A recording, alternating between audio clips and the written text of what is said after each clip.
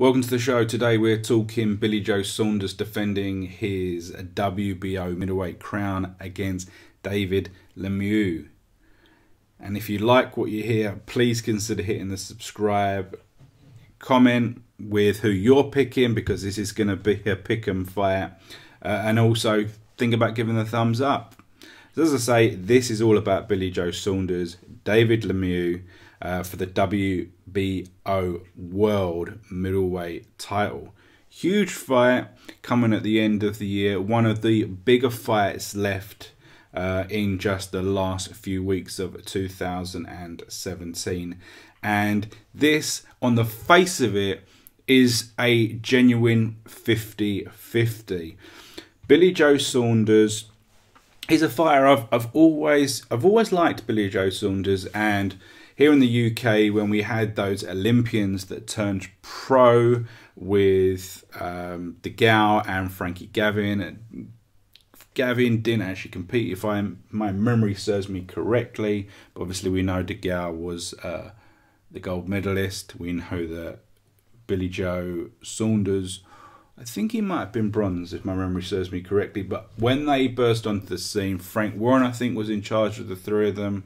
And he was really pushing them as like a trio of Olympians. And he did quite a big push promotional-wise. But in those early fights, whilst I really enjoyed the potential of what DeGale had, Billy Joe Saunders was the one that I predicted would be the one that got the gold in the pro ranks. I thought that he would be the most successful. Now, he is the only one that's undefeated at this present moment in time, but then he has had the weakest opposition to date, in my opinion.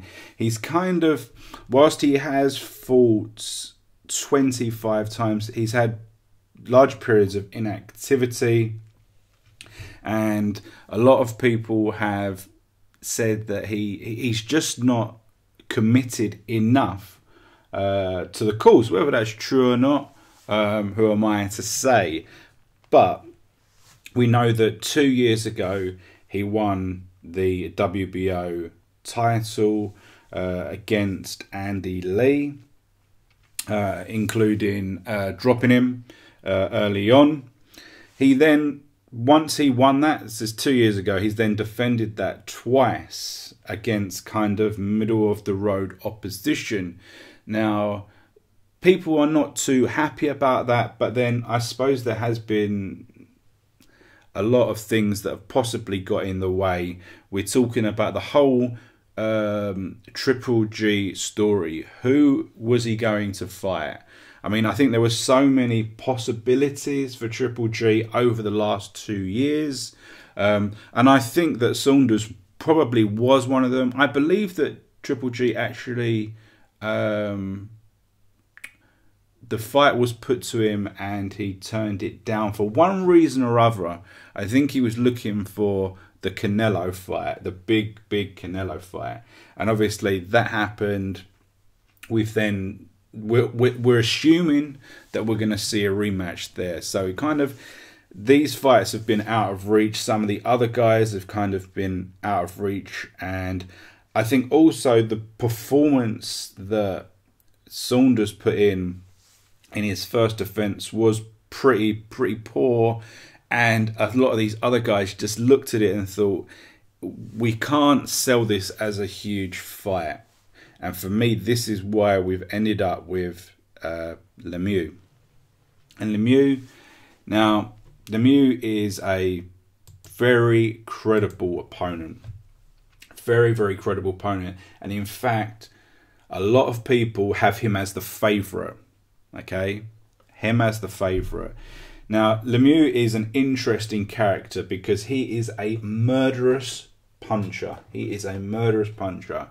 And as he was coming up the ranks, he was flying through people, left, right and centre. He was putting them to sleep in just a couple of rounds. I mean, he got all the way to 20 odd fights and he had so few rounds because he was stopping people. And then he had a fight against Marco Antonio Rubio. He couldn't stop him, and he ran out of gas, and then Rubio actually got the stoppage himself. He then had a comeback fight, which he actually lost on points, which is quite amazing when you think about the way that Lemieux had been progressing. I think after that, he obviously took a bit of time out to recuperate and reevaluate, and then he went on another murderous run of savagely stopping his opponents, which led him to his world title chance against Triple G. And Triple G just wore him down and got the stoppage himself, okay? And then obviously since then he's been kind of building his way up. Now, this is an interesting fight, and over the last 2 weeks where I've been thinking about this fight and I've been going over my head what I think is going to be happening, I've changed my opinion quite a few times. I've genuinely changed my opinion a few times and flipped between who I think's going to win, because we know that Billy Joe Saunders is a very skillful boxer, okay, and we know that if he can get his opponent to fight his game plan, whether or not he takes shots, it will be fought at his pace, and he will be able to dictate it, win rounds, possibly not get stoppages, but he will win rounds. He will win enough rounds. But we know that when someone puts it on him, it's that case is when he struggles. Okay, that's when he struggles. Now, we've seen in the past Lemieux be capable of putting it on fighters, really pressurizing them, hitting them with combinations and effectively stopping. And if he can really put the pressure on Billy Joe, start landing those combinations, start backing him up, actually landing shots, it wouldn't surprise me if he does get the stoppage, okay? But we also know that Triple G was able to prevent that from happening, outbox him, really stop his confidence. But then some people would say that Lemieux had already lost that fight before the first bell. He went in there frightened of the power that Triple G had, and as soon as he tasted it, he just wasn't able to inflict his own game plan, and as I say, Triple G kind of wore him out. Now, we know that Billy Joe Saunders has some stoppages on his record. Let me just check what the official is. It's got 12 stoppages in 25 contests. That's a really low stoppage ratio. So from that, we know that Billy Joe Saunders is not a stoppage merchant. We know that he doesn't have that concussive power. And some people will say that in order to stop Lemieux, you're really going to have to make him respect you. You're going to have to give him a stinging shot that makes him think twice. If he tastes those shots and thinks that this isn't too bad, he is going to continue to pressure. He's going to continue to push those combinations. And in time, he's going to land and detonate the big shots. And for me, that's where I see it going. Unfortunately, as I say, I have been a fan of Billy Joe Saunders in the past. I've enjoyed the skills that he's shown in all aspects of his boxing game. I think he's got a little bit of everything without the concussive power. And because of that, I just feel that Lemieux's going to be able to get through. He may struggle. Billy Joe may show the speed, the movement, and the skill to evade some of these shots and also pick up points.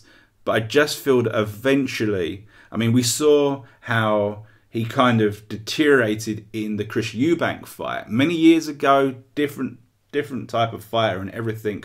But as that fight progressed, he deteriorated. Eubank was getting closer and closer. He was landing shots. It was getting a bit of a dogfight, and Billy Joe kind of struggled to really kind of push Eubank back.